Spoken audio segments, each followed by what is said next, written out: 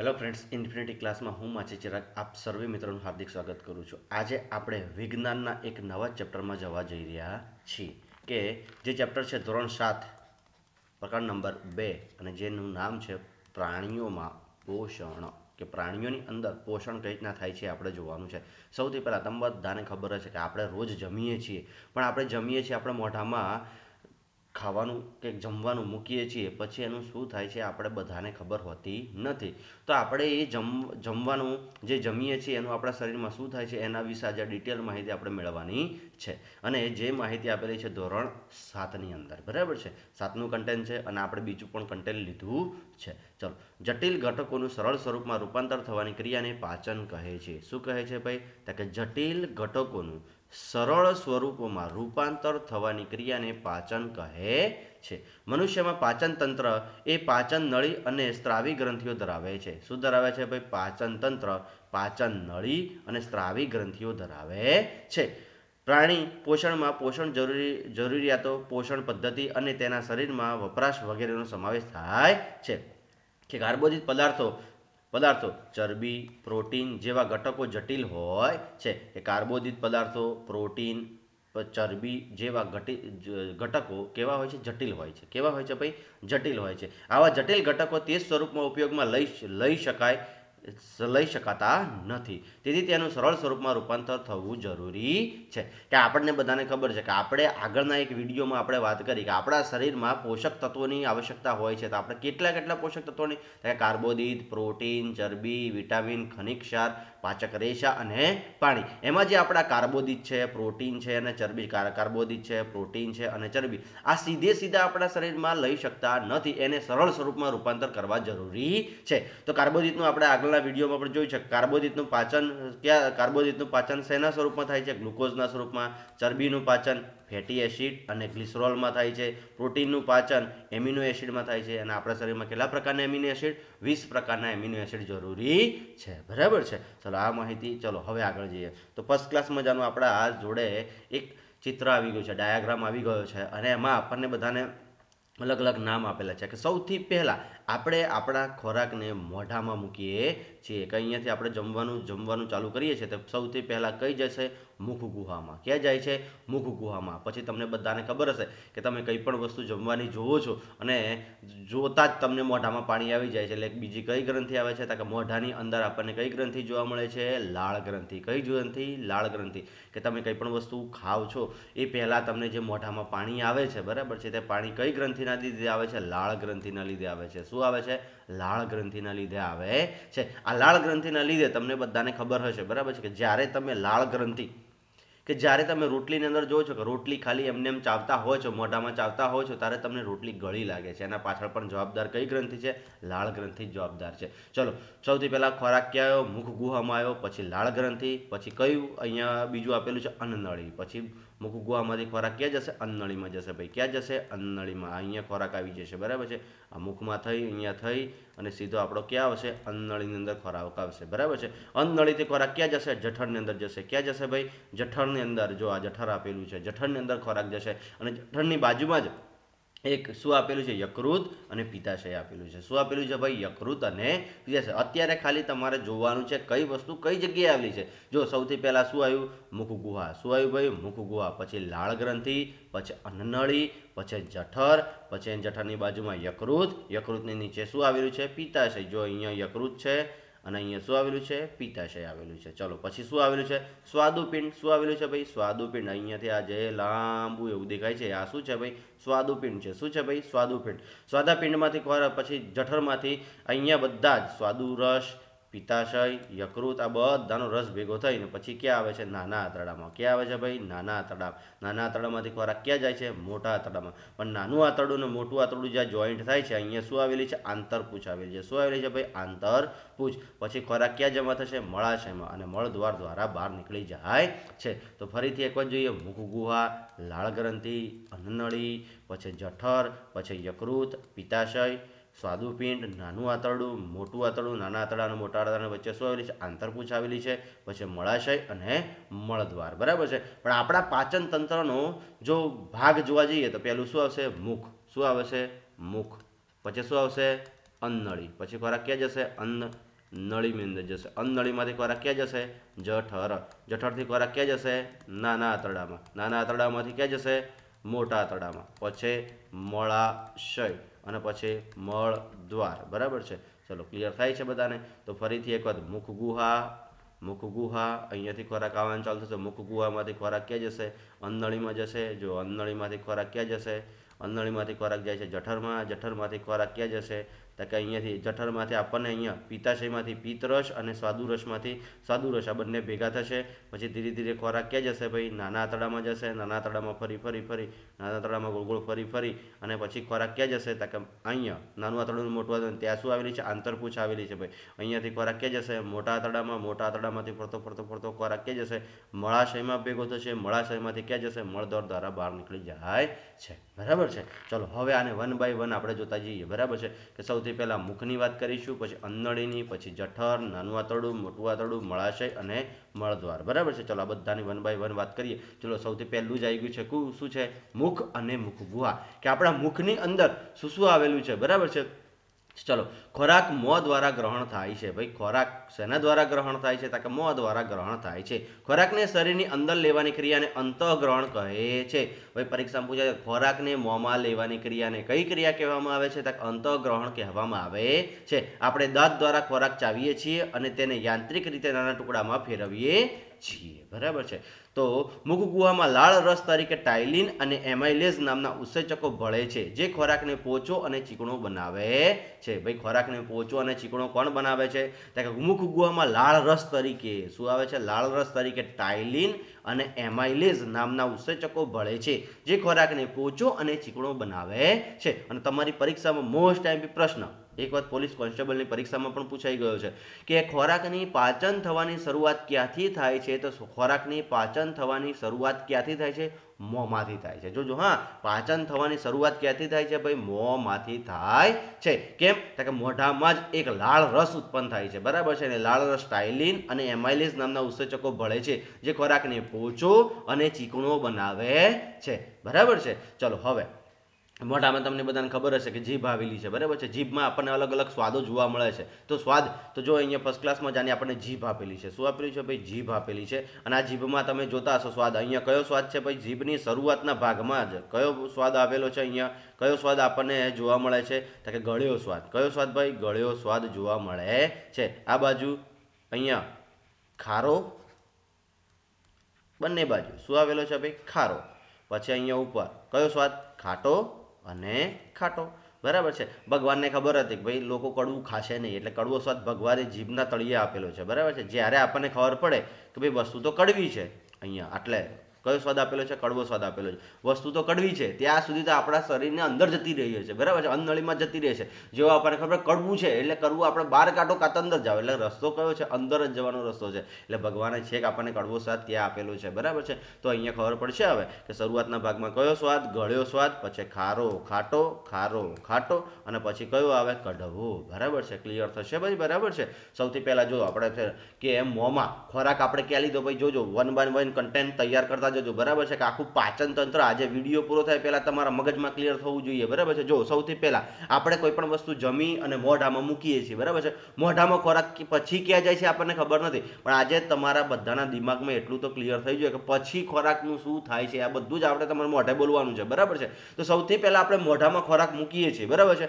તો સૌથી પહેલા કામ કોનું ચાલુ થાય છે? તો કે દાંતનું ચાલુ થાય છે. બરાબર છે. પણ એ જ પહેલાં આપણને ખબર છે કે મોઢામાં ખોરાક જાય એ પહેલાં તો આપણે ખોરાકને જોઈને મોઢામાં પાણી આવી જાય છે. એટલે સૌથી પહેલાં આપણે કોની વાત કરી? લાળ ગ્રંથિની વાત કરી. કોની વાત કરી? લાળ ગ્રંથિ. કે જેવો ખોરાક આપણે મોઢામાં મૂકીએ છીએ, ખોરાકને મોઢામાં મૂકવાની ક્રિયાને કઈ ક્રિયા કહેવામાં આવે છે? તો કે અંતઃગ્રહણની ક્રિયા કહેવામાં આવે છે. એટલે ખોરાકને તમે મોંમાં મૂક્યો એટલે કઈ ક્રિયા થઈ? અંતઃગ્રહણની ક્રિયા થઈ કહેવાય. બરાબર છે. અંતઃગ્રહણની ક્રિયા થાય એટલે સૌથી પહેલાં શું આવ્યું? તો કે આપણે ખોરાક જમે ને પહેલાં મોઢામાં પાણી આવી ગયું. તો એ પાણી એને શું કહેવામાં આવે છે ભાઈ? લાળ રસ કહેવામાં આવે છે. શું કહેવામાં આવે છે? લાળ રસ કહેવામાં આવે છે. શું કહેવામાં આવે છે ભાઈ? લાળ રસ. અને એ લાળ રસની અંદર શું હોય છે? ટાઇલિન અને એમાઇલેઝ નામના ઉત્સેચકો હોય છે. શું હોય છે? ટાઇલિન અને એમાઇલેઝ નામના ઉત્સેચકો હોય છે અને એ ખોરાકને પોચો અને ચીકણો બનાવે છે. શું બનાવે છે? પોચો અને ચીકણો બનાવે છે. બરાબર છે. ક્લિયર થાય છે બધાને? શું બનાવે છે? પોચો અને ચીકણો બનાવે છે. અને ખોરાકની પાચન થવાની શરૂઆત આપણા મોઢામાંથી થાય છે. બરાબર છે. ક્લિયર થાય છે ભાઈ બધાને? ચલો એક વસ્તુ ખબર પડી, જીભનું કામ ખબર પડે. જીભ જીભની અંદર 4 સ્વાદ આપેલા છે, તમારે બધાએ આ રીતે હાથ લઈ લેવાનો, આ રીતે હથળીને ક્લિયર કરવાની. સૌથી પહેલા કયો સ્વાદ? ગળ્યો સ્વાદ. આ બાજુ ખારો ખાટો અને છેલ્લે કયો સ્વાદ આવે છે? કડવો સ્વાદ. આ રીતે હથળી લઈ લેશો. આ બાજુ કયો આવશે? ગળ્યો. પહેલા શરૂઆતમાં કયો ભાગ આવે ભાઈ? ગળ્યો. કયો આવે? જો અહીંયા શરૂઆતમાં પહેલો જ કયો આવે? ગળ્યો. પછી ખારો ખાટો અને છેલ્લે કયો સ્વાદ આવે છે? કડવો. ભાઈ તીખો કોઈ સ્વાદ હોતો નથી, એટલે જે તમને તીખું લાગે છે કોઈ સ્વાદ નથી. બરાબર છે? ચલો ક્લિયર થાય છે. ચલો હવે આગળ જઈએ કે સાહેબ આપણે જે ખોરાક ખાઈએ છીએ, તમે પોચો ને ચીકણો તો કર્યો, પણ એને શું આખો ને આખો અંદર જવા કે ના, આપણે ચાવવું પડે. બરાબર છે? ચલો ચાવવા માટે આપણે જોડે શું હોય છે? દાંત હોય છે. તો ફર્સ્ટ ક્લાસ મજાના આપણે દાંત જોઈએ. બરાબર છે? કે કેવા ને દાંતમાંથી પણ કેવા પ્રશ્નો પૂછાય છે. ચલો સૌથી પહેલા તમારો જન્મ થયો, બરાબર છે, ત્યારે તમને બધાએ કીધું હશે દૂધિયા દાંત. બરાબર છે? તમારા દાંત બધાના પડ્યા હશે. બરાબર છે? તો સૌથી પહેલા દૂધિયા દાંતની સંખ્યા કેટલી છે ભાઈ? 20. આપણી પરીક્ષામાં દૂધિયા દાંતની સંખ્યા કેટલી છે? 20. હવે તમારા બધાના દાંત પડે છે કે ના? તો હવે તમારા દાંત કહેવાય કે કાયમી. તો કાયમી દાંતની સંખ્યા કેટલી છે? 32. દૂધિયા દાંતની સંખ્યા કેટલી છે? 20. બરાબર છે? ફરીથી યાદ રાખજો ભાઈ, કાયમી દાંત કેટલા? 32. દૂધિયા દાંત કેટલા? 20. ચલો આટલું યાદ રહેશે કે કાયમી દૂધિયા દાંત કેટલા? 20, જે આપણે પડી ગયા છે. બરાબર છે ને? હવે કેવા કે દાંત આવી ગયા છે? તો કાયમી દાંત આવી ગયા છે. તો પહેલો જ મુદ્દો યાદ રાખવાનો છે ભાઈ, દૂધિયા દાંત કેટલા? 20. દૂધિયા દાંત કેટલા? 20. કાયમી દાંત કેટલા? 32. આપણે કહેતા હોય છે ને, એક જ ઝાપટ મારીશ તો 32 પડી જશે. એ આ 32 ની વાત છે. બરાબર છે? હવે 32 તો ગણ્યા, પણ એ 32 કેવા છે આપણે જોવાના છે. બરાબર છે? ક્લિયર થાય છે બધાને? જો ઉપર આપેલું છે ફર્સ્ટ ક્લાસ મજાનું. બરાબર છે? કે સૌથી પહેલા તો આપણે દાંત ગણીએ. બરાબર છે? કે કેવા દાંત છે. પહેલું સૌથી પહેલા કે દાંત ગણીએ. બરાબર છે? કે સૌથી પહેલા અહીંયા છેદક દાંત જોવા મળે છે. ભાઈ કયા દાંત જોવા મળે છે? છેદક. જો અહીંયાથી જોવા મળે છે, તમને અહીંયા જોવા મળે છે છેદક દાંત. દેખાય છે ભાઈ? છેદક. અહીંયા દાંત છેદક છે અને અહીંયા ઉપર કોષ્ટકમાં પહેલું જ આપેલું છે. આ 1 by 1 અહીંયા પહેલું આપેલું છે અને અહીંયા છેદક દાંત છે. છેદક દાંત કેટલા આપેલા છે? 1 2 3 4. કેટલા આપેલા છે ભાઈ? 4. તો 4 દાંત નીચે, એવા 4 દાંત ઉપર. તો જો અહીંયા નીચલા જડબામાં કેટલા આપેલા છે? 4. ઉપલા જડબામાં કેટલા? 4. ખબર પડી ગઈ ભાઈ? અહીંયા આ 1, આ 2, આ 3 અને 4. તો 4 દાંત કેવા છે? છેદક. 4 નીચે 4 ઉપર, એટલે ટોટલ છેદક દાંત કેટલા થઈ ગયા ભાઈ? 8 દાંત. કેટલા થઈ ગયા? 8. ક્લિયર થઈ ગયું ભાઈ બધાને? છેદક દાંત કેટલા? 4 નીચે 4 ઉપર, એટલે ટોટલ કેટલા થઈ ગયા? 8. કેટલા થયા? 8. ચલો હવે બીજા નંબરમાં અહીંયા રાક્ષી એવું લખેલું છે. શું લખેલું છે? રાક્ષી. આ બાજુ પર લખેલું છે. બીજા નંબરમાં કયા દાંત છે ભાઈ? રાક્ષી દાંત. કેવા દાંત ભાઈ? રાક્ષી દાંત. એક અહીંયા અને એક અહીંયા. તો કેટલા દાંત છે રાક્ષી દાંત ભાઈ? 2. પેલી શેરડી બેરડી છોલો છો ને તમે, બરાબર છે? ચલો એના માટે રાક્ષી દાંત, રાક્ષસ જેવા. તમે જેવું મોઢું ખોલશો ને, એક આ બાજુ ઊભો હશે, એક આ બાજુ ઊભો હશે. બરાબર છે? એક આ બાજુ, એક આ બાજુ, નીચે 2 અને ઉપર 2. એટલે કે જો અહીંયા નીચલા જડબામાં કેટલા છે? 2. ઉપલા જડબામાં કેટલા છે? 2. એટલે ટોટલ કેટલા થઈ ગયા ભાઈ? 4. કેટલા થઈ ગયા? 4. ક્લિયર થાય છે ભાઈ બધાને? પહેલા 4 છેદક નીચે, 4 છેદક ઉપર, એટલે ટોટલ કેટલા? 8. પછી 2 એક રાક્ષી આ બાજુ, એક રાક્ષી, એટલે 2 રાક્ષી નીચે તો 2 રાક્ષી ઉપર. તો ટોટલ કેટલા થઈ ગયા? ફરી 4. ચલો હવે શું આપેલી છે? અગ્રદાઢ. શું આપેલી છે ભાઈ? અગ્રદાઢ. જો અહીંયા ત્રીજા નંબરમાં શું આપેલું છે ભાઈ? અગ્રદાઢ. અગ્રદાઢ કેટલી આપેલી છે? આ બાજુ આ 1, આ 2 આ બાજુ અને 1 અને 2 આ બાજુ, એટલે 4 નીચે. તો 4 કેવી? તક ઉપર. 4 અગ્રદાઢ, 4 નીચે અને 4 ઉપર, એટલે ટોટલ કેટલી થઈ ગઈ ભાઈ? અગ્રદાઢ 8. કેટલી થઈ ગઈ? 8. અને હવે આવે છે કઈ? દાઢ. શું આવે છે? દાઢ. દાઢ કેટલી છે? આ બાજુ 1 2 અને 3 અને આ બાજુ પણ 1 2 અને 3. તો નીચલા જડબામાં કેટલી દાઢ છે ભાઈ? 6. કેટલી છે? 6. અને ઉપલા જડબામાં પણ કેટલી છે ભાઈ? 6. કેટલી છે? 6. તો 6 અને 6 કેટલી થઈ જાય ભાઈ? 12. કેટલી થાય? 12. તો દાઢ કેટલી આવેલી છે? આ બાજુ 3, આ બાજુ 3. તો 6 નીચે તો 6 ઉપર. બરાબર છે? ક્લિયર થાય છે ભાઈ બધાને? હવે તો ચલો છેદક દાંત ટોટલ કેટલા થઈ ગયા? છેદક દાંત 8. કેટલા થઈ ગયા ભાઈ? 8. અને છેદક દાંત, બરાબર છે? રાક્ષી દાંત ટોટલ કેટલા થઈ ગયા? 8. પછી અગ્રદાઢ કેટલી થઈ ગઈ? 8. મોટી દાંત કેટલી થઈ ગઈ? 12. તો ટોટલ 32 દાંત થઈ ગયા આપણા. કેટલા દાંત થઈ ગયા ભાઈ? 32. ચલો યાદ રહેશે બધાને? ફરીથી એક વખત ગણીએ. બરાબર છે? પછી આ લોકોનું કામ જોઈએ. બરાબર છે? સૌથી પહેલા 4 છેદક દાંત નીચે, 4 ઉપર. તો ટોટલ કેટલા થઈ ગયા? 8. કેટલા થઈ ગયા ભાઈ? 8. ચલો અહીંયા લખતા જઈએ કે 4 ઉપર, 4 નીચે, 4 ઉપર, એટલે 8. બરાબર છે? ચલો રાક્ષી દાંત એક આ બાજુ, એક આ બાજુ, એટલે 2 નીચે તો 2 ઉપર. તો ટોટલ કેટલા થઈ ગયા ભાઈ? 4. કેટલા થઈ ગયા? 4. બરાબર છે? ફરીથી કે શું આવે છે પછી અગ્રદાઢ અગ્રદાઢ આ બાજુ 2 આ બાજુ 2 એટલે 4 નીચે ને 4 ઉપર તો ટોટલ ફરી કેટલા થઈ ગયા 8 બરાબર છે ફરી કેટલા થઈ ગયા ભાઈ 8 ફરી કેટલા થઈ ગયા 8 દાઢ આ બાજુ 3 આ બાજુ 3 એટલે 6 નીચે ને 6 ઉપર તો ટોટલ કેટલી થઈ ગઈ ભાઈ 12 કેટલી થઈ ગઈ 12 તો ટોટલ સરવાળો કેટલો થાય 32 આ રીતે આપણા 32 દાંત ગોઠવાયેલા છે ચલો સૌથી પહેલા છેદક દાંતનું કામ શું હોય છે કાપવાનું અને બચકું ભરવાનું તમે ભાઈ જે બચકા ભરો છો ને બચકા કયા દાંત વડે ભરો છો છેદક દાંત વડે ભરો છો કયા દાંત વડે ભરો છો છેદક દાંત વડે ભરો છો પછી ચીરવા અને ફાડવાનું કામ રાક્ષસોનું કામ કેવું હતું ભાઈ ચીરવા અને ફાડવાનું બરાબર છે શેરડીને તમે છોલો છો ને બરાબર છે ચીરો છો બરાબર છે એ કામ તમારું કોણ કરે છે રાક્ષી દાંત કરે છે કોણ દાંત કરે છે રાક્ષી દાંત કરે છે પછી ચાવવાનું અને ભરડવાનું કામ કોણ કરે છે અગ્રદાઢ અને દાઢ કરે છે ચાવવાનું અને ભરડવાનું જો ચાવવાનું એકલું પૂછાય તો અગ્રદાઢ આવશે અને ભરડવાનું કાર્ય કોણ કરે છે તો કે દાઢ કરે છે કે મોટી દાઢ કરે છે ક્લિયર થઈ ગયું ભાઈ બધાને હવે ક્લિયર થશે કે બધા દાંત શું કામ કરે છે સૌથી પહેલા છેદક દાંત 4 નીચે 4 ઉપર એટલે ટોટલ કેટલા થઈ ગયા 8 અને આ લોકોનું કામ શું છે કાપવાનું અને બચકા ભરવાનું શું કરવાનું કાપવાનું અને બચકા ભરવાનું બરાબર છે પછી બીજું રાક્ષી દાંત એક આ બાજુ 2 નીચે ને 2 ઉપર એ લોકો શું કરે છે ચીરવાનું કામ કરે છે ચીરવાનું અને ફાડવાનું કામ કોણ કરે છે તો કે આ રાક્ષી દાંત કરે છે પછી શું આવે છે અગ્રદાઢ 2 આ બાજુ અને 2 આ બાજુ એટલે 4 નીચે અને 4 ઉપર આ લોકો શું કરે છે ચાવવાનું કામ કરે છે શું કરે છે ચાવવાનું કામ કરે છે અને ભરડવાનું કામ કોણ કરે છે દાઢ કરે છે 3 આ બાજુ છે 3 આ બાજુ છે 6 નીચે ને 6 ઉપર આ લોકો શું કરે છે ભરડવાનું કાર્ય કરે છે ક્લિયર થઈ ગયું બધાને અને આપણે બધાને ખબર છે કે રોજ સવારે આપણે દાંત ચમકાવીએ છીએ બરાબર છે ને દાંત ચળકે છે બરાબર છે તો દાંતના ઉપરનું પડ શેનું આવેલું હોય છે ઇનેમલનું આવેલું હોય છે કે ભાઈ જો યાદ રાખજો બરાબર છે કે દાંતના ઉપરનું પડ શેનું આવેલું હોય છે તો કે ઇનેમલનું આવેલું હોય છે ક્લિયર થઈ ગયું બધાને ચલો યાદ રહેશે બરાબર છે યાદ રહેશે ને બધાને ચલો હવે આગળ કે હવે આપણે કેટલા સુધી આવી ગયા જોજો હા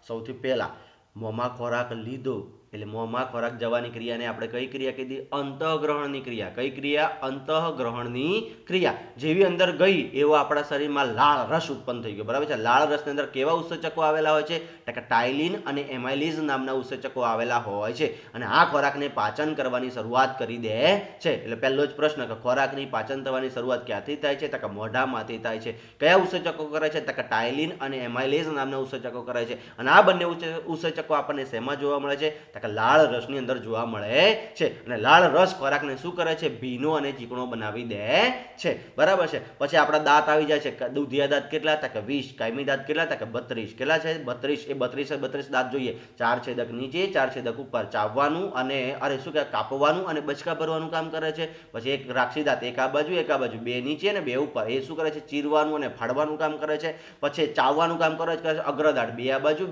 4 નીચે અને 4 ઉપર પછી દાઢ આવેલી છે 3 આ બાજુ 6 અને 6 ઉપર તે લોકો શું કરે છે કે ભરડવાનું કાર્ય કરે છે અને દાંત જે આપણા કઠણ હોય છે એના પર કયું દાંતના ઉપર કયું પડ આવેલું હોય છે ભાઈ ઇનેમલનું પડ આવેલું હોય છે ચલો હવે આગળ નેક્સ્ટ જઈએ બરાબર છે તો મુખમાં પાચન જો મુખમાં દાંત વડે ખોરાક ચાવતા નાના ટુકડાઓમાં રૂપાંતર થાય છે લાળગ્રંથિમાં સ્ત્રાવ લાળરસ વડે ખોરાક પોચો અને ભીનો બને છે આગળ જોઈ ગયા આપણે લાળરસ એમાઇલેઝ ટાઇલિન ઉત્સેચક ખોરાક જટિલ અણુ સ્ટાર્ચનું શર્કરામાં વિઘટન કરે છે ભાઈ શેમાં વિઘટન કરે છે શર્કરામાં એમાઇલેઝનું શેમાં શર્કરામાં વિઘટન પાચન કરે છે એટલે કે જો સ્ટાર્ચ કાર્બોદિત જે હોય છે એનું લાળ રસ એમાઇલેઝ માલ્ટોઝ એટલે શર્કરામાં વિઘટન કરી નાખે છે જો સ્ટાર્ચને આપણે કે શું કહેવાય કાર્બોદિત આપણે સીધું લઈ શકતા નથી એટલે કે આપણા શરીરમાં જે લાળ રસ મોઢામાં જે લાળ રસ ઉત્પન્ન થાય છે ને એમાં એમાઇલેઝ અને ટાઇલિન નામના ઉત્સેચકો એને શું કહે છે માલ્ટોઝમાં રૂપાંતર કરી નાખે છે ખોરાક ચાવવાની ક્રિયા દરમિયાન માસલ જીભ ખોરાકને લાળ રસ સાથે સંપૂર્ણ મિશ્ર કરી દે છે જો આ ફર્સ્ટ ક્લાસ મજાની જીભ આપેલી છે અહીંયા છેદક દાંત છે રાક્ષી દાંત છે પછી આ બાજુ અગ્રદાઢ છે અને અહીંયા દાઢ છે જો ફર્સ્ટ ક્લાસ મજાનું ઉપર પણ 32 આવેલા છે ઉપર કેટલા છે 32 અહીંયા કેટલા છે ભાઈ 32 એવાને 32 ક્યાં છે તો કે નીચે 32 બરાબર છે ચલો હવે આગળ જઈએ ચલો હવે મુખમાંથી ખોરાક ક્યાં આવ્યો ભાઈ અન્નળીમાં આવી ગયો ક્યાં આવ્યો અન્નળીમાં અન્નળીનું કાર્ય શું છે એ જોઈએ બરાબર છે તો જો પાચન સ્તરમાં રહેલા સ્નાયુઓ લયબદ્ધ સંકોચનથી ખોરાક નીચેની દિશામાં આગળ વધે છે લયબદ્ધ રીતે શું કરે છે તો કે લયબદ્ધ રીતે સંકોચનથી ખોરાક ક્યાં જાય છે નીચે જાય છે આ તરંગવત સંકોચન પાચન માર્ગમાં દરેક ભાગમાં જોવા મળે છે પાચન માર્ગના દરેક ભાગમાં શું જોવા મળે છે તો કે આ રીતે લયબદ્ધ સંકોચન જોવા મળે છે. આ હલનચલનથી ખોરાક નિયંત્રણ રીતે પાચન નળીમાં પસાર થાય છે, તેથી દરેક ભાગમાં તેના પર યોગ્ય ક્રિયા થઈ શકે. અને મુખથી જઠર સુધી ખોરાક અન્નનળી મારફતે જાય છે. મુખમાંથી ખોરાક અન્નનળી સુધી કયા અને મુખમાંથી ખોરાક જઠર સુધી કયા માર્ગે જાય છે? તો અન્નનળી મારફતે જાય છે. ચલો ફરીથી અન્નનળીને આપણે ચોપડીમાં શું આપેલું છે એ જોઈએ. બરાબર છે. જો ગળેલો ખોરાક અન્નળીમાં થઈને આગળ વધે છે કે ગળામાંથી આપણે જે ગળેલો ખોરાક ગયો અન્નળીમાંથી થઈને ક્યાં વધે છે? આગળ વધે છે. આગળ આકૃતિ એટલે કે આપણે 2.2 આકૃતિ એટલે કઈ કે આપણે પહેલા જ ચિત્રમાં જોઈએ. હા, બધામાં આવશે એટલે યાદ રાખવાની. આ આકૃતિ કઈ છે? જો અહીંયા 2.2 એટલે આ આકૃતિને યાદ કરે એટલે પહેલા જ મેં તમને આકૃતિ તૈયાર કરાવડાવી છે. બરાબર છે. ચલો હવે કે જુઓ, અને અન્નનળીના ગળામાં થઈને છાતીમાં પ્રવેશે છે. અન્નનળીની દિવાલમાં હલનચલનને કારણે ખોરાક આગળ વધે છે. શેના લીધે ભાઈ? હલનચલનના લીધે આગળ વધે છે.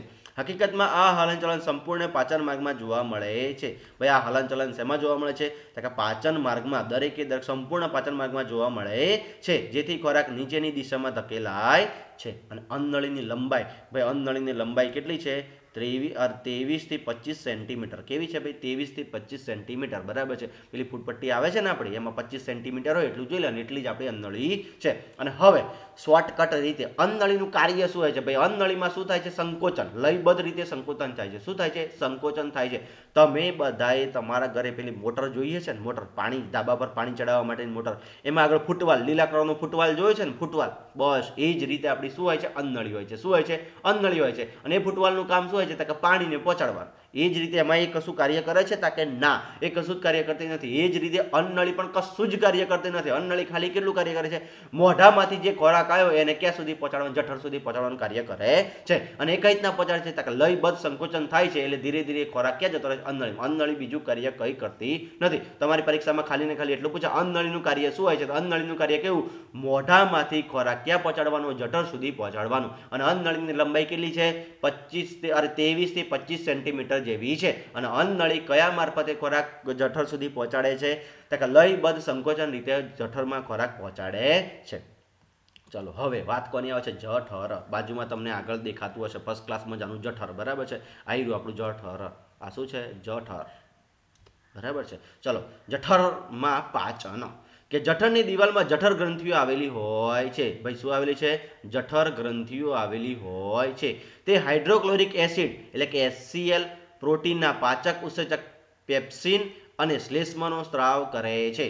જોજો, લાળ રસ શેનો સ્ત્રાવ કરતી હતી ભાઈ? ટાઇલિન અને એમાઇલેઝનો સ્ત્રાવ કરતી હતી. અહીંયા જઠર ગ્રંથિઓ આવેલી હોય છે. તે હાઇડ્રોક્લોરિક એસિડ, કયો ભાઈ? હાઇડ્રોક્લોરિક એસિડ ઉત્પન્ન કરે છે અને HCl ઉત્પન્ન કરે છે. અને પ્રોટીનના પાચક ઉત્સેચકો કયા? પેપ્સિન અને શ્લેષ્માનો સ્ત્રાવ કરે છે. આ મિશ્રણને જઠર રસ કહે છે. અને આ મિશ્રણને આપણે શું કહીએ છીએ ભાઈ? જઠર રસ કહીએ છીએ. એટલે કયું મિશ્રણ? HCl નું મિશ્રણ, પછી પેપ્સિન અને શ્લેષ્માનું મિશ્રણને આપણે શું કહે છે? જઠર રસ કહેવામાં આવે છે. જઠરની સ્નાયુમય દિવાલો ખોરાકને જઠર રસ સાથે મિશ્ર કરે છે. જઠરની સ્નાયુમય દિવાલો શું કરે છે ભાઈ? જઠર રસ સાથે મિશ્ર કરે છે. હાઇડ્રોક્લોરિક એસિડ માધ્યમ તૈયાર કરી પેપ્સિન ઉત્સેચકની ક્રિયામાં મદદ કરે છે. પેપ્સિન ઉત્સેચકની ક્રિયામાં મદદ કરે છે. એટલે અહીંયાથી પહેલો સવાલ, જઠર કયા માધ્યમમાં કાર્ય કરે છે? તો એસિડ માધ્યમમાં કાર્ય કરે છે. જોજો હા ફરીથી, કે જઠર કયા માધ્યમમાં કાર્ય કરે છે? એસિડ માધ્યમમાં કાર્ય કરે છે. આ બધાએ તમને બધાનો અનુભવ થઈ ગયો છે. જઠર ખરેખરમાં એસિડ જ છે. બરાબર છે. જઠર કયા માધ્યમમાં કાર્ય કરે છે? એસિડ માધ્યમમાં કાર્ય કરે. જોજો હા, મોઢામાં ચાવી નાખ્યું, અન્નનળીએ ખોરાક મોકલી દીધો, ક્યાં આવી ગયો? કે જઠરમાં. ક્યાં આવી ગયો ભાઈ? જઠરમાં. હવે જઠર નક્કી કરશે, બરાબર છે, કે ભાઈ આ ખોરાકનું પાચન થશે કે નહીં થાય. બરાબર છે. કે આપણા ઘરે શું કહેવાય, જે પેલા રાજા મહારાજાના મહેલ તમે જોયા છે, મહેલની અંદર આવી તો ગયા પણ અંદર જવા કોણ દેશે? નક્કી કોણ કરે છે? કે આપણા ખોરાકમાં અન્નનળી સુધી જવા કોણ દેશે? બરાબર છે. તો કોણ જવા દેશે? જઠર. અને જઠર નક્કી કરશે ભાઈ આ ખોરાકનું પાચન થશે કે નહીં થાય. જેનું પાચન નહીં થાય એ બધું પાછું. તમને વામિટ થઈ જશે. બરાબર છે. અને વામિટ થાય છે તમારું મોઢું ખાટું ખાટું થઈ જાય કે ન થઈ જાય છે. બરાબર છે. એ જ દર્શાવે છે કે જઠરની અંદર શું રહેલું હોય છે ભાઈ? એસિડ રહેલું હોય છે. કયો એસિડ? તો કે HCl, મંદ HCl. બરાબર છે. હાઇડ્રોક્લોરિક એસિડ પણ કેવું હોય છે? મંદ હોય છે. એટલો બધો જલદ હોતો નથી. બરાબર છે. તો ક્લિયર થાય છે બધાને? એસિડ તો એ એસિડ આપણા શરીરમાં શું કરે છે કે બધા જેટલાનું પાચન થતું એને ગોળ ગોળ ગોળ ગોળ વલોવશે, બરાબર છે, કે જેમ આપણે છાશ વલોવીએ છીએ એમ આપણા શરીરમાં જઠર નિરંતર વલોવવાનું કાર્ય કરે છે, આપણા ખોરાકને વલોવશે અને એમાંથી જેટલાનું પાચન થાય હોય ને આગળ મોકલશે, જેટલાનું પાચન ના થયું હોય ને બધું પાછું બહાર મોકલશે, એટલે કે જઠરમાંથી અંદરમાંથી મોઢામાં સીધું બહાર, બરાબર છે, જે આપણને વામિટ થાય છે. ચલો આગળ. સામાન્ય પરિસ્થિતિમાં શ્લેષ્મા જઠરના આંતરિક સ્તરને એસિડ અને પેપ્સિનની અસર સામે રક્ષણ આપે છે. ભાઈ આ શ્લેષ્માનું કામ શું હોય છે, બરાબર છે, કે તમને બધાને ખબર હશે, બરાબર છે, કે આપણે ખોરાકની અંદર કે સંડાસ બાથરૂમની અંદર ટાઇલ્સો પર આપણે જ્યારે એસિડ ફેંકતા હોઈએ છીએ ત્યારે એસિડ કેટલું બધું જલદ હોય છે. જ્યારે તમારી ચામડી નડે છે તો તમારી ચામડીને પણ કેટલું બધું નુકસાન પહોંચે છે, બરાબર છે, તમારી ચામડી પણ બળી જતી હોય છે, બરાબર છે. તો આ મંદ હાઇડ્રોક્લોરિક એસિડ ઉત્પન્ન થાય છે શરીરમાં, તો શું જઠરની દિવાલોને આ નુકસાન નહીં પહોંચાડતી હોય? તો કે પહોંચાડતી હોય છે. એના માટે તો એના પર એક સ્તર લગાવી દેવામાં આવ્યું છે. કયું સ્તર? તો કે શ્લેષ્માનું સ્તર લગાવી દેવામાં આવ્યું છે. ભાઈ કયું સ્તર? શ્લેષ્માનું સ્તર. અને એ શ્લેષ્મા શું કરશે તો કે આંતરિક અસરથી એસિડ અને પેપ્સિનની અસરની સામે શું આપશે? રક્ષણ આપે છે જઠરની દિવાલને. કોણ રક્ષણ આપે છે? શ્લેષ્મા જઠરની દિવાલને રક્ષણ આપે છે. અને જઠરમાંથી ખોરાક નાના આંતરડામાં પ્રવેશી મુદ્રિકા પેશીઓ એટલે કે ની જઠર વાલ્વ દ્વારા નિયંત્રિત થાય છે. કે કયો વાલ્વ આવેલો છે? ની જઠર વાલ્વ. ની જઠર વાલ્વ આવેલો હોય છે. ચલો હવે આ તો વાત થઈ એનસીઆરટીની, બરાબર છે. ચલો હવે આપણે જીસીઆરટી શું આપેલું છે, કારણ ધોરણ 7ના છોકરાઓને આટલું બધું ટફ ભણવું જોઈએ. કે જઠર એક જાડી દિવાલવાળી કોથળી છે. ભાઈ કેવી છે? જાડી દિવાલવાળી કોથળી છે. તેનો આકાર પહોળા જે જેવો છે. કેવો છે ભાઈ? જે જેવો. જો અહીંયા આ રીતે પહોળા જે જેવો છે. અને પાચન માર્ગમાં સૌથી પહોળો ભાગ છે. પાચન માર્ગનો સૌથી પહોળો ભાગ ભાઈ શેનો છે? જઠરનો, બરાબર છે. નાનું આંતરડું, મોટું આંતરડું, જઠર, અન્નળી, મુખ, મળાશય, મળદ્વાર, આ બધામાં સૌથી પહોળો ભાગ જો કોઈનો હોય તે કોનો છે ભાઈ? જઠરનો. અને જઠરનો આકાર કેવો છે ભાઈ? કેપિટલ જે જેવો છે. કેવો છે ભાઈ? જે જેવો. એનો એક છેડો અન્નળી દ્વારા ખોરાક લે છે અને બીજો છેડો નાના આંતરડામાં ખુલે છે. ભાઈ એક છેડો અહીંયા, એક છેડો કોના જોડે જોડાયેલો છે? અન્નળી જોડે. કોના જોડે ભાઈ? અન્નળી જોડે. અને બીજું કયું ભાઈ? આ છેડો નાના આંતરડા જોડે જોડાયેલો છે, બરાબર છે. આ એક છેડો છે અને આ બીજો છેડો. એક છેડો અન્નળી જોડે અને બીજો છેડો કોના જોડે? તો કે નાના આંતરડા જોડે જોડાયેલો છે. ચલો જઠરની અંદરની દિવાલમાં શું હોય છે? શ્લેષ્મા હાઇડ્રોક્લોરિક એસિડ અને પાચક રસોનો સ્ત્રાવ કરે છે. શ્લેષ્મા જઠરની અંદરની દિવાલને રક્ષણ આપે છે. ભાઈ શું કરે છે? શ્લેષ્મા જઠરની અંદરની દિવાલને શું આપે છે? રક્ષણ આપે છે. આપણે આગળ જ જોઈ ગયા, બરાબર છે.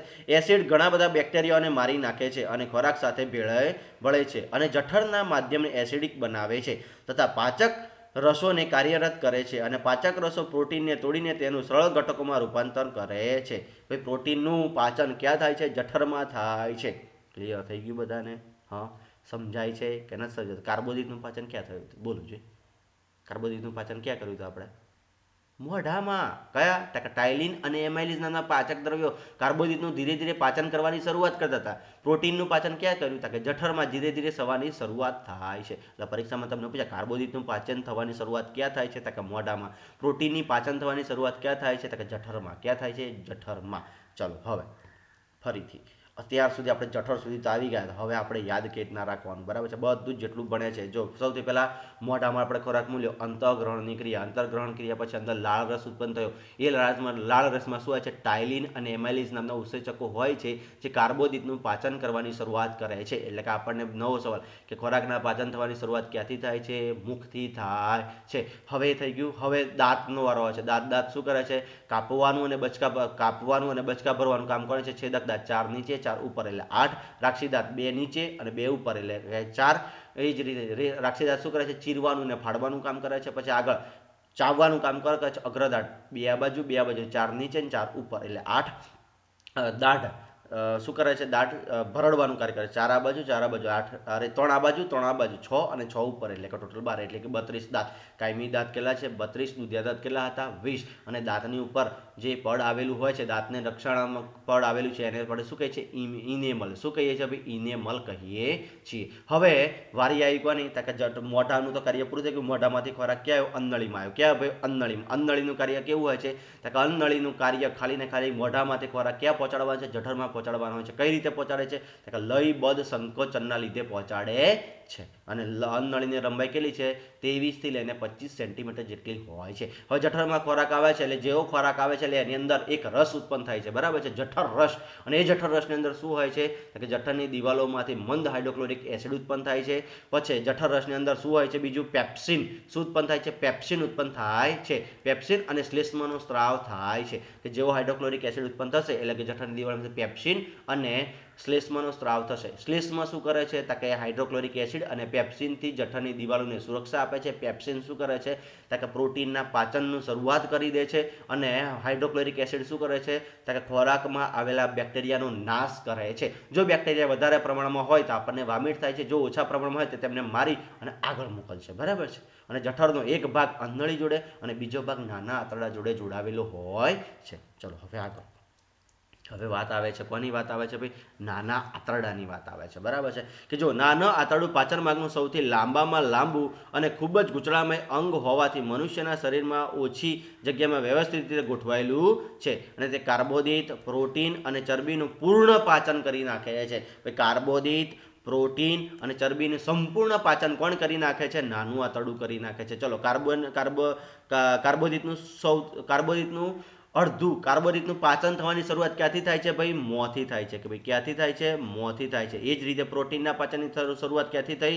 જઠરથી થઈ, બરાબર છે. પણ સંપૂર્ણ કાર્બોદિત, પ્રોટીન અને ચરબીનું સંપૂર્ણ પાચન ક્યાં થાય છે? તો નાના આંતરડામાં થાય છે. ચલો આગળ. હવે વિવિધ પ્રાણીઓમાં આંતરડાની લંબાઈ તેના ખોરાકના પ્રકારના આધારે ભિન્ન ભિન્ન હોય છે. અને બીજો એક પ્રશ્ન અહીંયાથી, લાંબામાં લાંબુ પાચન તંત્રનો લાંબામાં લાંબો ભાગ કયો છે? તો નાનું આંતરડું. પહોળામાં પહોળો ભાગ કયો છે? તો જઠર. જો નાના નાના પ્રશ્નો છે પણ કન્ફ્યુઝ કરે એવા છે, બરાબર છે. ચલો હવે આગળ. ઘાસ ખાનારા શાકાહારી પ્રાણીઓ સેલ્યુલોઝનું પાચન કરવા માટે નાના આંતરડાની લંબાઈ વધુ હોવી જરૂરી છે. કે જે લોકો ઘાસ ખાય છે, શું ખાય છે ભાઈ? ઘાસ ખાય છે, એમના આંતરડાની લંબાઈ વધારે હોય. કેમ? કે એમને સેલ્યુલોઝનું પાચન કરવાની જરૂર હોય છે. માંસનું પાચન સરળ હોવાથી વાઘ જેવા માંસાહારી પ્રાણીઓના નાનું આંતરડું કેવું હોય છે ભાઈ? ટૂંકું હોય છે. એટલે ફરીથી પરીક્ષામાં શાકાહારી પ્રાણીઓના નાના આંતરડા કેવા હોય છે? લાંબા હોય છે ભાઈ. કેવા હોય છે? લાંબા. જો આ ગાયનું, આ બાજુ એક બાજુ ગાય છે અને એક બાજુ વાઘ છે, તો ગાયનું નાનું આંતરડું કેવું હશે? લાંબુ. કેવું હશે ભાઈ? લાંબુ. અને વાઘનું કેવું? કે ટૂંકું. કેવું હોય છે ભાઈ? ટૂંકું. ક્લિયર થયું બધાને? કે ગાયનું કે શાકાહારી પ્રાણીઓમાં સેલ્યુલોઝનું પાચન કરવાનું હોવાથી એમનું નાનું આંતરડું કેવું હોય છે? લાંબુ હોય છે. કેવું હોય છે ભાઈ? લાંબુ હોય છે. અને માંસાહારી પ્રાણીઓના નાના આંતરડા કેવા હોય છે ભાઈ? ટૂંકા હોય છે. ક્લિયર થાય છે ભાઈ બધાને? સમજાય છે? મગજમાં ઉતરે છે કે નથી ઉતરતું? ચલો હવે આગળ, બરાબર છે. ચલો નાના આંતરડામાં હજી આગળ જઈએ આપણે. કે નાના આંતરડામાં આપણે જોયું કાર્બોદિત, પ્રોટીન અને ચરબી બધાનું પાચન થાય છે. તો એવું તો શું થાય છે? બરાબર છે. જો આપણે પહેલી જ આકૃતિમાં જોયું તો આકૃતિ 2.2માં યકૃત દેખાય છે, અહીંયા પિત્તાશય દેખાય છે અને સ્વાદુપિંડ દેખાય છે. અને અહીંયા બાજુમાં આપણું જઠર આપેલું છે, બરાબર છે. તો જો આ જઠરની દિવાલ, જઠર જે નાના આંતરડાને મળે છે ને ત્યાં જ જો સ્વાદુપિંડ આવી જાય છે. અહીંયા જો આ બધું ભેગું થાય છે, બરાબર છે. ચલો જોઈએ કે નાના આંતરડામાં પાચન. કે નાના આંતરડામાં સારું પાચન કઈ રીતના થાય છે? કે જઠરમાંથી એસિડ ખોરાક નાના આંતરડામાં પ્રવેશે છે ત્યારે નાનું આંતરડું યકૃતમાંથી પિત્તરસ અને સ્વાદુપિંડમાંથી સ્વાદુરસ મેળવે છે. જો નાના આંતરડામાં જેવો ખોરાક જઠરમાંથી પ્રવેશે છે, યકૃતમાંથી શું આવે છે ભાઈ? યકૃતમાંથી કયો? પિત્તરસ. અને યકૃતમાંથી પિત્તરસ, જોજો યકૃતમાંથી પિત્તરસ ઉત્પન્ન થાય અને એનો સંગ્રહ ક્યાં થાય? પિત્તાશયમાં. ક્યાં થાય સંગ્રહ? પિત્તાશયમાં. અને એ પિત્તાશયમાંથી પછી પિત્તરસ ક્યાં આવે છે? તો કે અહીંયા આ રીતે નાના આંતરડામાં આવે છે. અને સ્વાદુપિંડમાંથી કયો રસ? સ્વાદુરસ. જો અહીંયાથી યકૃતમાંથી પિત્તરસ અને સ્વાદુપિંડમાંથી સ્વાદુરસ મળે છે. ચલો પિત્તરસનું કાર્ય સૌથી પહેલા આપણે જોઈએ. જો ભાઈ પિત્તરસ ઉત્પન્ન ક્યાં થાય છે? યકૃતમાં. અહીંયા યકૃતમાં પિત્તરસ ઉત્પન્ન થાય છે અને એ ક્યાં જમા થાય છે? પિત્તરસમાં જમા થાય છે અને પછી આપણા નાના આંતરડાને મળે છે. જો જઠરમાં આવતા એસિડિક ખોરાકને પિત્તરસ આલ્કલિક બનાવે છે, તેથી સ્વાદુરસના ઉત્સેચકો કાર્ય કરી શકે. એટલે કે જો આ પિત્તરસનું કાર્ય શું હોય છે? કે આપણે હમણાં જોયું કે એ જઠર કયા માધ્યમમાં કરે છે ભાઈ? એસિડિક માધ્યમમાં કાર્ય કરે છે. પણ એસિડમાંથી આપણને કોઈ પણ પ્રોટીન કે કોઈ પણ આપણને એસિડ ખોરાક હોય તેનું આપણે પાચન કરી શકતા નથી. તો સૌથી પહેલા પિત્તરસ કાર્ય શું કરે છે? કે જેવો ખોરાક એસિડ આવશે એને શું બનાવશે? બેઝ બનાવવાનું કાર્ય કરશે, બરાબર છે, કે એસિડ ખોરાકને આલ્કલી બનાવશે. કેવું બનાવે છે ભાઈ? આલ્કલી, એટલે કે એને એસિડની માત્રા પૂરી કરી અને ધીરે ધીરે બેઝ તરફ લઈ જશે. તો પિત્ત ક્ષારો ચરબીના મોટા ગોલકોને વિખંડન કરી નાના ગોલકોમાં રૂપાંતરિત કરે છે, તેને તેલીદીકરણ કહે છે. અને આ ક્રિયાથી ઉત્સેચકોની ક્રિયાશીલતા વધારો થાય છે, કે નાના નાના મોટા મોટા ગોલકો આવે નાના નાના કરી અને એમાં પિત્તરસ ભેળવી દે છે અને ખોરાકને કયા માધ્યમમાં લાવી દે છે? બેઝ માધ્યમમાં લાવી દે છે, બરાબર છે. ચલો, પિત્તરસનું કાર્ય ખબર પડી ગઈ. સૌથી પહેલા પિત્તરસ ક્યાં ઉત્પન્ન થાય છે? યકૃતમાં ઉત્પન્ન થાય છે. એ જમા ક્યાં થાય છે? કે પિત્તાશયમાં જમા થાય છે. જેટલો એસિડિક ખોરાક હશે એટલું વધારે પિત્તરસ વપરાશે અને પિત્તરસ શું કાર્ય કરે છે? એસિડને બેઝ બનાવવાનું કાર્ય કરે છે. અને હવે જે આપણા ખોરાકનું પાચન કે સ્વાદુરસનું કાર્ય કે સ્વાદુપિંડ સ્વાદુરસનો સ્ત્રાવ કરે છે અને સ્વાદુરસ પ્રોટીનના પાચન માટે ટ્રિપ્સિન અને કાર્બોદિતના પાચન માટે એમાઇલેઝ ના તેલીદીકરણ, ચરબીના પાચન માટે લાઇપેઝ ઉત્સેચકો ઉત્પન્ન કરે છે. ભાઈ, પ્રોટીનના પાચન માટે કોણ? તો કે ટ્રિપ્સિન. પ્રોટીનના પાચન સ્વાદુરસ, પ્રોટીનના પાચન માટે ટ્રિપ્સિન. શું આવે ભાઈ? ટ્રિપ્સિન. કાર્બોદિતના પાચન માટે એમાઇલેઝ અને ચરબીના પાચન માટે લાઇપેઝ ઉત્સેચકો ઉત્સર્જિત કરે છે. એટલે કે આપણા શરીરમાં સૌથી સારામાં સારી ગ્રંથિ કઈ? તો કે સ્વાદુપિંડ, બરાબર છે. એ સ્વાદુપિંડ જો ના હોય તો આ બધાનું પાચન થાય ખરું? તમે વિચાર કરો તો કે ના. એટલે કે સ્વાદુપિંડ શું કરશે? તો કે સ્વાદુરસ જો સૌથી પહેલા કે પિત્તરસે શું કાર્ય કર્યું? તો કે જે જઠરમાંથી ખોરાક એસિડિક આવ્યો એને શેમાં ફેરવી દીધો? બેઝમાં કન્વર્ટ કરી દીધો, બરાબર છે, કે એને એસિડિક માત્રા પૂરી કરી આલ્કલી બનાવી દીધો. આલ્કલી પછી એ ખોરાકમાં શું ઉત્પન્ન થયું? સ્વાદુરસ ગયું. સ્વાદુરસે શું કર્યું? તો કે પ્રોટીનના પાચન માટે ટ્રિપ્સિન, કાર્બોદિતના પાચન માટે એમાઇલેઝ અને ચરબીના પાચન માટે લાઇપેઝ ઉત્સેચકો ઉત્સર્જિત કર્યા. અને હવે આ લોકો સંપૂર્ણ પાચન કરવાની શરૂઆત કરી દે છે. ચલો, આંતરરસનું કાર્ય કે નાના આંતરડાની દિવાલોમાં આંતર ગ્રંથિઓ આંતરસ્રાવનો સ્ત્રાવ કરે છે અને આંતરરસમાં આવેલા ઉત્સેચકો પ્રોટીનનું એમિનો એસિડ, જટિલ કાર્બનિકનું ગ્લુકોઝ અને ચરબીનું ફેટી એસિડમાં ગ્લિસરોલમાં રૂપાંતર અને પાચન કરે છે, બરાબર છે. આંતરરસ શું કરી નાખે છે ભાઈ? હવે પાચન કરી નાખે છે. શેનું? કે જો આ રસ તો ઉત્પન્ન થઈ ગયા ટ્રિપ્સિન ધીરે ધીરે પાચન કરવાની શરૂઆત કરી નાખશે અને પછી આ આંતરરસ શું કાર્ય કરે છે? તો કે પ્રોટીનનું એમિનો એસિડમાં ફેરવી નાખે છે, કાર્બોદિતને ગ્લુકોઝમાં અને ચરબીને ફેટી એસિડ અને ગ્લિસરોલમાં રૂપાંતર કરી નાખે છે. અને ધીરે ધીરે આપણા ખોરાકમાંથી આ બધાનું પાચન થવાની શરૂઆત થઈ જાય છે. અને હવે આગળ કે પાચિત ખોરાકનું અભિશોષણ, કે નાના આંતરડાની દિવાલોમાં પાચિત ખોરાકનું અભિશોષણ થાય છે. એટલે કે હવે આ બધાનું પાચન થઈ ગયું. તો કે પ્રોટીનનું પાચન શેમાં થઈ ગયું? એમિનો એસિડમાં. જટિલ કાર્બોદિતનું પદાર્થ શેમાં થઈ ગયું? ગ્લુકોઝમાં. અને ચરબીનું ફેટી એસિડ અને ગ્લિસરોલ. હવે આ બધાનું શોષણ કરી અને શું થાય છે? અભિશોષણ, એટલે શોષણ કરી નાખે છે. અને નાના આંતરડાના અંતિમ ભાગ શ્લેષાંત્રમાં અંદરના સ્તરમાં આંગળીઓ જેવા અસંખ્ય પ્રવર્ધો આવેલા હોય છે. આ જો આંગળીઓ જેવા પ્રવર્ધો દેખાય છે ભાઈ તમને? આ આંગળીઓ જેવા અસંખ્ય પ્રવર્ધો આવેલા હોય છે અને આ પ્રવર્ધો બધાનું શોષણ કરી નાખે છે. તેને શું કહેવામાં આવે છે ભાઈ? રસાંકુરો કહેવામાં આવે છે. શું કહેવામાં આવે છે? રસાંકુરો કહેવામાં આવે છે. અને આ રસાંકુરો અભિશોષણ માટે સપાટીનું ક્ષેત્રફળ વધારે છે અને રુધિર વાહિનીઓની સમૃદ્ધ હોવાથી પાચિત ખોરાકના અભિશોષણમાં ક્ષમતા વધારે છે. હવે આ જે પાચિત થઈ ગયો ખોરાક એ બધો કોને આપી દેશે? રુધિરને આપી દેશે. અને રુધિર આપણા શરીરમાં અસંખ્ય જે જગ્યાએ કોષો આવેલા છે અસંખ્ય કોષો સુધી પહોંચાડી દે છે. ક્લિયર થાય છે ભાઈ બધાને?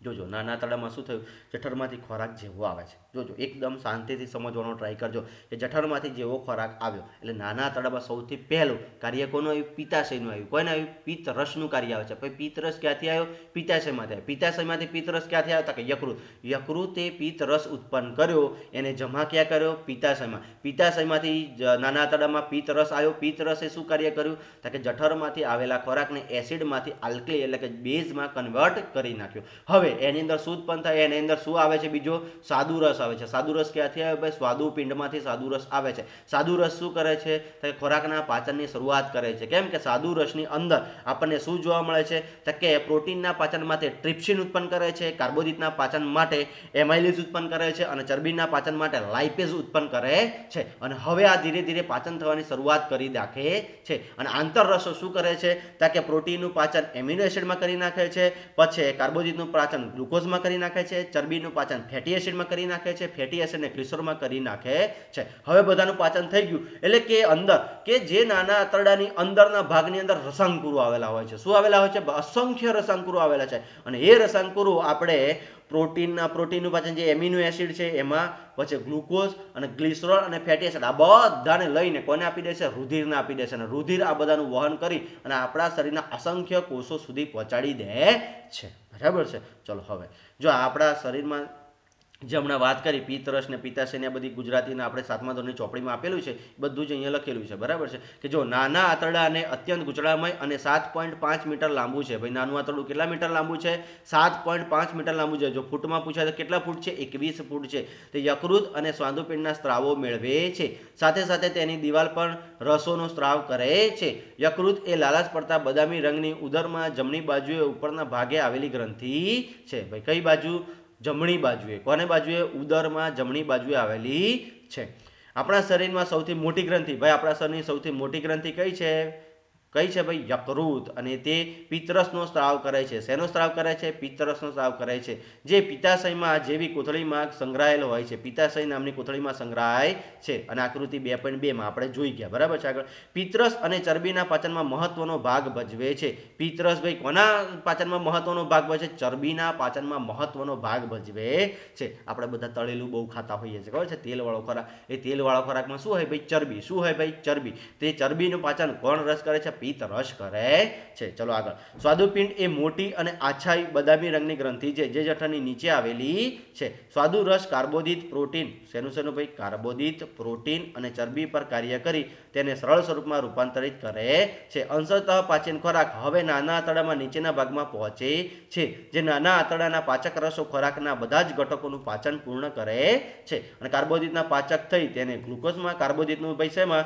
ગ્લુકોઝમાં, સરળ શર્કરામાં, અને ચરબીનું પાચન ફેટી એસિડ અને ગ્લિસરોલમાં તથા પ્રોટીનનું પાચન એમિનો એસિડમાં કરી નાખે છે. આગળ આપણે જોઈ ગયા, એટલે ઉતાળમાં ગયા છીએ. બરાબર છે. આ બધું જ આપણે આગળ શાંતિથી એવું બને. ચલો નાના આંતરડા વિશે. નાના આંતરડાની લંબાઈ જો ફૂટમાં પૂછે તો 21 ફૂટ અને મીટર કેટલી છે? 7.5 મીટર. શરૂઆતના ભાગને શું કહેવામાં આવે છે? પક્વાશય કહેવામાં આવે છે. નાના આંતરડાના શરૂઆતને કયા ભાગ તરીકે ઓળખવામાં આવે છે? પક્વાશય તરીકે ઓળખવામાં આવે છે. અને એ પક્વાશયની અંદર આપણે પિત્તરસ અને સ્વાદુરસ ઉત્પન્ન આવે છે. કાર્ય શું છે? શરીરને જરૂરી પોષક દ્રવ્યોનું વિઘટન કરે છે. કે પોષક દ્રવ્યોનું શું કરી નાખે છે ભાઈ? વિઘટન કરી નાખે છે. હવે આ આંતરડામાં શોષણ, જે શોષણ જોઈએ ને રસાંકુરો દ્વારા, તો હવે જોઈએ કે હવે જે આપણી ચોપડીમાં 7મા ધોરણની ચોપડીમાં આપેલું છે આવે. હવે પાચિત ખોરાક નાના આંતરડાની દિવાલથી રુધિર વાહિનીઓમાં પસાર થાય છે, જેને અભિશોષણ કે શોષણ કહે છે. શું કહેવામાં આવે છે? અભિશોષણ. જોજો હા, ખોરાકને આપણે મોઢામાં લીધો એને શું કીધું? અંતઃગ્રહણ. શું કીધું ભાઈ? અંતઃગ્રહણ. અને હવે આ શું કરે છે કે ખોરાકના શોષણ કરે છે, તેને શું કહેવાય? અભિશોષણ. જો પરીક્ષામાં પૂછે અંતઃગ્રહણ ક્યાં જોવા મળે છે, તો મુખમાં જોવા મળે છે. અભિશોષણ ક્યાં જોવા મળે છે, તો કે નાના આંતરડામાં જોવા મળે છે. નાના આંતરડાની અંદરની દિવાલો હજારો આંગળી જેવા નાના પ્રવર્ધો જોવા મળે છે, જેને શું કહેવામાં આવે છે ભાઈ? રસાંકુરો કહેવામાં આવે છે. શું તમે અનુમાન બાંધી શકો છો કે આ રસાંકુરો નાના આંતરડાનું શું ફાળો હશે? તો કે હા, ખબર છે, આપણે આગળ જોઈ ગયા. બરાબર છે કે રસાંકુરો શું કરે છે? જે બધાનું પાચન થયું એમ બધાનું શોષણ કરે છે. કે દરેક રસાંકુરો પાસે સપાટીની નજીક પાતળી અને નાના રુધિર કેશિકાઓ જેવું જાળું જોવા મળે છે. અને રસાંકુરોની સપાટી પાચિત ખોરાકનું શોષણ કરે છે. ભાઈ આ રસાંકુરોની જે સપાટી શું છે? પાચિત ખોરાકનું શું કરી નાખે છે ભાઈ? શોષણ કરી નાખે છે. અને શોષાયેલો ખોરાક રુધિર વાહિનીઓ દ્વારા શરીરના વિવિધ અંગો સુધી પહોંચે છે. શું પહોંચે છે ભાઈ? વિવિધ અંગો સુધી પહોંચે છે, જ્યાં તે શરીર માટે જરૂરી પ્રોટીન જેવા જટિલ ઘટકોનું બંધારણમાં વપરાય છે, જેને સાર્વંગીકરણ કહે છે. કોષોમાં ગ્લુકોઝ ઓક્સિજન દ્વારા તૂટે છે અને કાર્બન ડાયોક્સાઇડ અને પાણી ઉત્પન્ન થાય છે અને શક્તિ છૂટી પડે છે. જોજો હવે હા. અને ખોરાક અપાચિત અને વણસોયલો તે મોટા આંતરડામાં જાય છે. હવે અહીંયા વાત કરી કે શક્તિ છૂટી પડે છે. બરાબર છે કે આપણા શરીરની શક્તિ, આપણે ખોરાક શેના માટે કહીએ છીએ ભાઈ? શક્તિ માટે કહીએ છીએ. તો આ શક્તિ છૂટી કઈ રીતના પડે છે? કે રસાંકુરો હતા. બરાબર, રસાંકુરો સુધી તો તમને બધાને હવે ક્લિયર હશે કે એ રસાંકુરો શું કરે છે? શોષણ કરે છે. શું કરે છે ભાઈ? શોષણ કરે છે. અને શોષણ કરી અને રુધિર વાહિનીઓને આપી દે છે.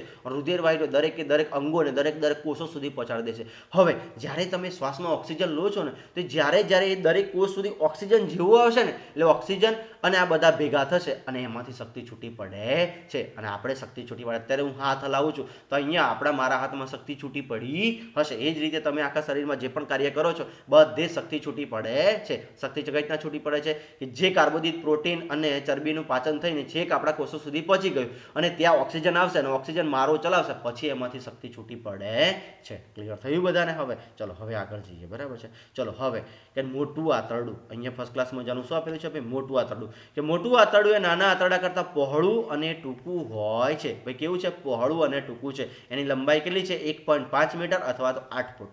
ભાઈ નાના આંતરડાની લંબાઈ કેટલી હતી? 21 ફૂટ. કેટલી હતી? 21 ફૂટ. અને મીટરમાં પૂછે તો 7.5 મીટર હતી. અહીંયા કેટલી છે? 1.5 મીટર જેટલું લાંબુ છે. તે અપાચિત ખોરાકમાંથી પાણી અને કેટલાક ક્ષારોનું શોષણ કરે છે. ખનિજ ક્ષારો આપણે જોયા હતા ને, એ ખનિજ ક્ષારોનું શોષણ ક્યાં થાય ભાઈ? મોટા આંતરડામાં થાય. અને બીજું કોનું થાય છે? પાણીનું શોષણ થાય છે, કાર્ય કરે છે. બાકી રહેલો કચરાને મળાશયમાં જાય છે અને તેમાં અર્ધપાચિત મળ સ્વરૂપે રહે છે અને આ મળદ્વાર દ્વારા સમયાંતરે નિકાલ પામે છે, જેને મળત્યાગ કહે છે. તો ભાઈ મોટા આંતરડામાં જો અહીંયા આપણે જે અપાચિત ખોરાક મોટા આંતરડામાં મોકલવામાં આવે છે, જ્યાં વધુ માત્રામાં આવેલા રસાંકુરો દ્વારા અપાચિત ખોરાકમાંથી પાણીનું શોષણ થાય છે. ભાઈ પાણીનું શોષણ, આપણા શરીરમાં પાણીનું શોષણ ક્યાં થાય છે? તો કે મોટા આંતરડામાં થાય છે. બાકી રહેલો પદાર્થ મળદ્વાર દ્વારા શરીરની બહાર ત્યાગ કરવામાં આવે છે અને આ ઉત્સર્ગ દ્રવ્યને બહાર ફેંકવાની ક્રિયાને નિયંત્રણ મળદ્વાર દ્વારા મુદ્રિકા સ્નાયુઓ દ્વારા થાય છે. ભાઈ નિયંત્રણ કોણ કરે છે? મુદ્રિકા સ્નાયુઓ દ્વારા થાય છે. તો હવે મોટા આંતરડામાં આપણે કેટલું યાદ રાખવાનું? તો કે મોટો આંતરડાની લંબાઈ કેટલી છે? 8 ફૂટ. કેટલી છે? 8 ફૂટ. અને મીટરમાં પૂછે તો 1.5 મીટર. બરાબર છે. અને કેવું છે? પહોળું અને ટૂંકું છે. બરાબર છે. પહોળું અને ટૂંકું છે. આપણા શરીરમાં ક્ષાર અને પાણીનું શોષણ ક્યાં થાય છે? તો કે મોટા આંતરડામાં થાય છે. કે જેટલું પણ પાણી હોય, જે તમે પાણી પીઓ છો એનું શોષણ ક્યાં થાય છે ભાઈ? મોટા આંતરડામાં થાય છે. બરાબર છે. ચલો હવે મોટા આંતરડામાં તકલીફ થાય તો તમને બધાને જે થયેલું છે હોય છે, અવારનવાર થતું હોય છે, એ શું છે? તો કે ઝાડા. શું હોય છે? જો અહીંયા ફર્સ્ટ ક્લાસ મજાનું ઝાડા એવું લખેલું છે. બરાબર છે. કે મોટા આંતરડામાં જો તકલીફ આવે તો તમને શું થશે? ઝાડા. કેમ? તો કે પાણીનું શોષણ બરાબર થશે નહીં, તો આપણા શરીરમાં ઝાડા થાય છે. બરાબર છે. ચલો એના વિશે જોઈએ. ક્યારે તમે અનુભવ્યું હશે કે પાણી જેવું પ્રવાહી મળ વારંવાર નીકળે છે? આ પરિસ્થિતિને શું કહે છે ભાઈ? ઝાડા કહે છે. તે સામાન્ય રીતે ચેપ, શેનાથી થાય છે? ચેપ, ફૂડ પોઈઝનિંગ અથવા તો અપચાને કારણે હોય છે. ભાઈ શેના લીધે થાય છે? ચેપના લીધે થાય છે, ફૂડ પોઈઝનિંગના લીધે થાય છે અને અપચાને. ફૂડ પોઈઝનિંગ એટલે શું? આખા દિવસમાં તમે બધું ઝાપટ કરો ને એટલે ફૂડ પોઈઝનિંગ થાય. બરાબર છે. ચલો હવે આગળ. આ પરિસ્થિતિ ભારતમાં સામાન્ય રીતે જોવા મળે છે. ખાસ કરીને બાળકોમાં નાજુક પરિસ્થિતિમાં તે જીવલેણ પણ થઈ શકે છે. કે બાળકોને જો વધારે પડતા ઝાડા થાય તો એમનું મૃત્યુ પણ થઈ શકે છે. બરાબર છે. કે જે શરીરમાં વધુ પડતા પાણી અને ક્ષારના નિકાલને કારણે બને છે. શરીરમાંથી વધારે પ્રમાણમાં પાણી અને ક્ષાર નીકળી જાય તો આ વસ્તુ થાય છે. ઝાડાને અવગણવા ન જોઈએ. ડૉક્ટરની સલાહ લીધા અગાઉ પણ દર્દીને પુષ્કળ ઉકાળેલો ઠંડા કરેલા પાણીમાં મીઠું અને ખાંડ ઓગાળીને આપવું જોઈએ. શું કરવું જોઈએ ભાઈ? પહેલું તો પાણીને ઉકાળી પછી એને ઠંડુ કરી એમાં મીઠું અને ખાંડ ઓગાળીને આપવું જોઈએ, જે ઓવર રિહાઇડ્રેશન સોલ્યુશન છે. જે શું છે? ઓરલ રિહાઇડ્રેશન સોલ્યુશન, જેને આપણે શું કહીએ છીએ ભાઈ? ORS. શું કહીએ છીએ ભાઈ? ORS. તમને બધાને ખબર છે, ઝાડા થયા હોય તો વધારે પ્રમાણમાં પાણી નીકળી જતું હોય તો ડૉક્ટર તમને શું આપે છે ભાઈ? ORS આપે છે. શું આપે છે? ORS આપે છે. તો ORS નું પૂરું નામ ઓરલ રિહાઇડ્રેશન સોલ્યુશન. પરીક્ષામાં પૂછાઈ શકે કે ઝાડાની દવા કઈ છે? Over rehydration solution. ચલો ક્લિયર થઈ ગયું બધાને અહીંયા? બરાબર છે. ક્લિયર થાય છે બધાને? ચલો તો હવે આપણે અહીંયા આપણા પાચન સુધી જોયું. બરાબર છે. હવે આપણે અહીંયા 2 સ્લાઇડો છે. બરાબર છે. કે ઘાસ ખાતા પ્રાણીઓમાં પાચન. શું છે ભાઈ? ઘાસ ખાતા પ્રાણીઓમાં પાચન. શું તમે ગાય, ભેંસ કે બીજા ઘાસ ખાનારા પ્રાણીઓમાં ત્યારે પણ સતત ચાવતા જોયા હશે? સતત આપણે પ્રાણીઓને ચાવતા જોયા છે. જ્યારે તેઓ ખાતા ન હોય, હકીકતમાં તેઓ ખૂબ જ ઝડપથી ઘાસ ગળી જાય છે અને આમાશયમાં મોકલે છે અને નામના જઠરના અમુક ભાગમાં સંગ્રહે છે.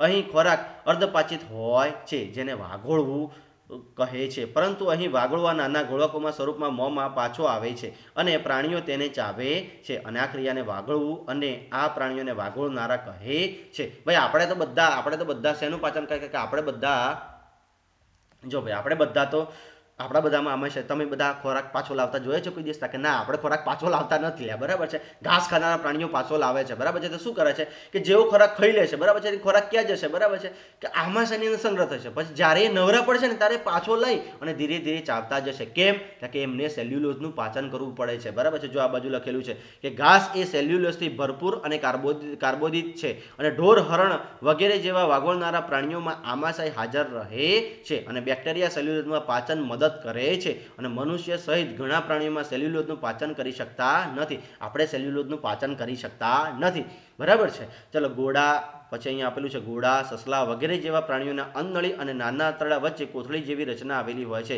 જેને અધાંત્ર કહે છે અહીં સેલ્યુલોઝનું પાચન કેટલાક બેક્ટેરિયા દ્વારા થાય છે જે મનુષ્યમાં હોતું નથી એટલે કે આપણામાં અધાંત્ર અને ભાઈ આમાશય હોતું નથી આ સેલ્યુલોઝનું પાચન ક્યાં થાય છે અધાંત્રમાં થાય છે ક્યાં થાય છે ભાઈ અધાંત્રમાં થાય છે ક્લિયર થઈ ગયું ભાઈ બધાને બરાબર અધાંત્રમાં પાચન થાય છે કે ઘાસ એ સેલ્યુલોઝથી કેવું હોય છે ભરપૂર હોય છે અને આપણે સેલ્યુલોઝનું પાચન કરી શકતા નથી અને સેલ્યુલોઝનું પાચન પ્રાણીઓમાં ઘાસ ખાનારા પ્રાણીઓમાં ક્યાં થાય છે અધાંત્રમાં થાય છે કે ભાઈ ક્યાં થાય અધાંત્રમાં થાય છે બરાબર છે અને કાર્બોદિત સેલ્યુલોઝ શેનાથી ભરપૂર હોય છે ભાઈ કાર્બોદિતથી ભરપૂર હોય છે જો અહીંયાથી તમને બધાને અન્નળી જોવા મળે છે પછી રૂમેન જોવા મળે છે એટલે કે આમાશય કે આમાશયમાં અહીંયાથી ઘાસનો ઢગલો થઈ જાય છે અને અહીંયા શું આપેલું છે ભાઈ નાનું આંતરડું અને અહીંયા જો જઠર આપેલું છે અહીંયા અધાંત્ર આપેલું છે અને અહીંયા શું આપેલું છે મોટું આંતરડું આપેલું છે એટલે સૌથી પહેલા ખોરાક જેવો ખાશે એવો બધો આમાશયમાં ઢગલો કરશે પછી આમાશયમાં ખોરાક પાછો ક્યાં જશે મોઢામાં ચાવશે ફરીથી એ ખોરાક ક્યાં લાવશે તાકે જઠરમાં લાવશે જઠર એને વલોવશે અને પછી ક્યાં મોકલશે અધાંત્રમાં મોકલશે